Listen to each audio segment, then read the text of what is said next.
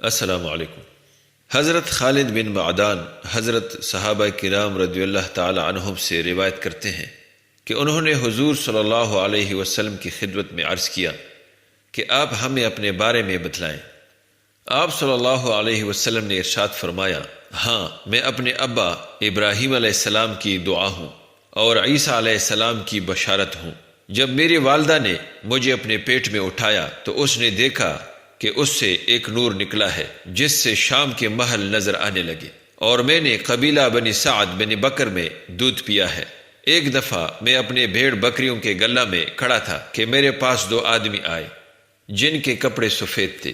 ان کے پاس سونے کا ایک تشت تھا جو برف سے بھرا ہوا تھا۔ انہوں نے مجھے لٹایا اور میرے پیٹ کو چیرا، پھر انہوں نے میرے دل کو باہر نکال کر اس سے چیرا اور اس میں سے سیاہ لوتڑا نکال دیا۔ پھر انہوں نے میرے دل اور پیٹ کو اسی برف سے دھویا، یہاں تک کہ انہوں نے میرے دل کو واپس پیٹ میں رکھ کر ویسا ہی صحیح کر دیا جیسا کہ پہلے تھا۔ پھر ایک نے دوسرے سے کہا، اس کی امت کے 10 آدمیوں سے اس کا وزن کرو، تو اس نے مجھے تولا تو میرا وزن زیادہ ہوا۔ پھر کہا 100 سے وزن کر، اس نے 100 سے مجھے تولا تو میرا وزن زیادہ ہوا۔ پھر کہا 1000 سے وزن کر، اس نے 1000 سے میرا وزن کیا تو میں وزنی ہو گیا۔ پھر کہا چھوڑ، اگر تو پوری امت کے مقابلے میں اس کو وزن کرے گا تو بھی اس کا وزن زیادہ ہوگا۔ دوستو، یہ تھا حضور صلی اللہ علیہ وسلم کے شق صدر کا واقعہ۔ اللہ تعالی ہمیں حضور صلی اللہ علیہ وسلم کے سنتوں پر عمل کرنے کی توفیق عطا فرمائے، آمین۔